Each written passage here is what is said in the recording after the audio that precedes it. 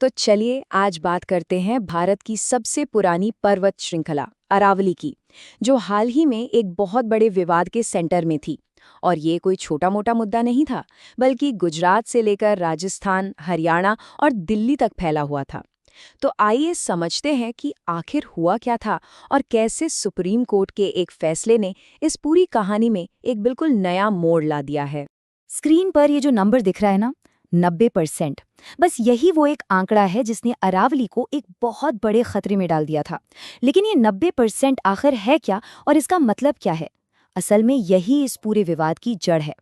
मामले की गंभीरता को देखते हुए सुप्रीम कोर्ट ने खुद ही इस पर एक्शन लिया और अरावली रेंज में हर तरह की एक्टिविटी पर, चाहे वो माइनिंग हो या कुछ और, अगले आदेश तक फौरन रोक लगा दी है। और बात सिर्फ यहीं तक नहीं रुकी। सुप्रीम कोर्ट ने केंद्र सरकार के साथ साथ उन चारों राज्यों को भी नोटिस भेज दिया है जहां से अरावली श्रृंखला गुजरती है, यानी गुजरात, राजस्थान, हरियाणा और दिल्ली। अब इन सभी से इस मुद्दे पर जवाब मांगा गया है। तो सवाल ये उठता है कि आखिर ये पूरा विवाद शुरू कहाँ से हुआ। हैरानी की बात तो ये है कि इसकी जड़ एक बहुत ही मामूली से दिखने वाले बदलाव में छिपी है। सिर्फ एक डेफिनेशन का बदलना जिसने अरावली के भविष्य को ही दांव पर लगा दिया। हुआ ये था कि एक नया नियम लाया गया। और नियम क्या था कि जो भी पहाड़ी 100 मीटर से कम ऊंची है, उसे अरावली रेंज का हिस्सा माना ही नहीं जाएगा। अब सुनने में तो ये एक छोटा सा टेक्निकल चेंज लगता है, लेकिन इसका असर बहुत ही बड़ा और खतरनाक था। इस नई परिभाषा का नतीजा ये हुआ कि अरावली का लगभग 90% हिस्सा, सोचिए जरा, 90% हिस्सा संरक्षित क्षेत्र से ही बाहर हो गया। इसका सीधा सीधा मतलब ये था कि इस विशाल इलाके में जो पहले सेफ था, अब वहां माइनिंग और दूसरी कमर्शियल एक्टिविटीज के लिए रास्ता खुल गया था। अब ये समझना बहुत जरूरी है कि अरावली को बचाने को लेकर इतनी चिंता क्यों है।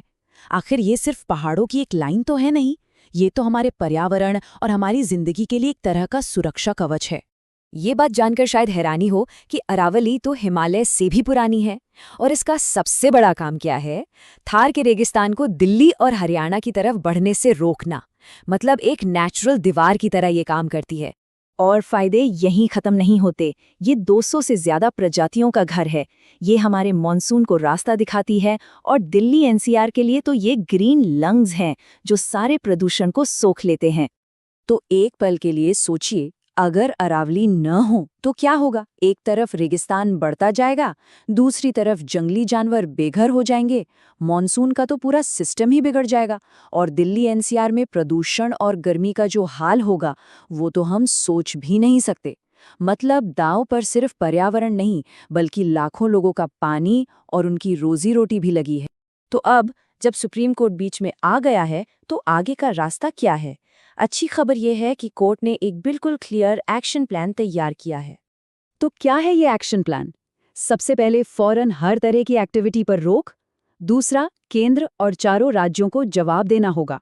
और तीसरा, जो सबसे जरूरी है, एक नई एक्सपर्ट कमेटी बनाई जाएगी जो मामले की तह तक जाएगी। और अगली सुनवाई की तारीख भी तय हो गई है, 21 जनवरी। सुप्रीम कोर्ट ने यह भी बिल्कुल साफ कर दिया है कि जो पिछली कमेटी ने 100 मीटर वाली परिभाषा दी थी ना, वो काफी नहीं थी। इसीलिए अब एक नई डोमेन एक्सपर्ट कमेटी बनेगी जिसमें भूगोल और पर्यावरण के असली एक्सपर्ट्स होंगे, ताकि एक साइंटिफिक परिभाषा तय की जा सके। और ये पूरा मामला हम एक बहुत ही पुरानी और हमेशा चलने वाली बहस पर ले आता है, डेवलपमेंट वर्सेस एनवायरनमेंट, यानी विकास और पर्यावरण के बीच की कभी न खत्म होने वाली बहस। तो आखिर में एक सवाल सबके लिए है, क्या विकास के लिए पर्यावरण की कुर्बानी देना सही है, या फिर कोई ऐसा रास्ता निकल सकता है जहां दोनों साथ साथ चल सकें? अरावली का ये जो केस है ना, ये इसी मुश्किल सवाल का जवाब खोजने की एक बहुत बड़ी मिसाल बन सकता है। ऐसी ही जानकारी के लिए सब्सक्राइब कीजिए ऑल कैन स्टडी को। Thank you. देन चलिए नेक्स्ट वीडियो पे।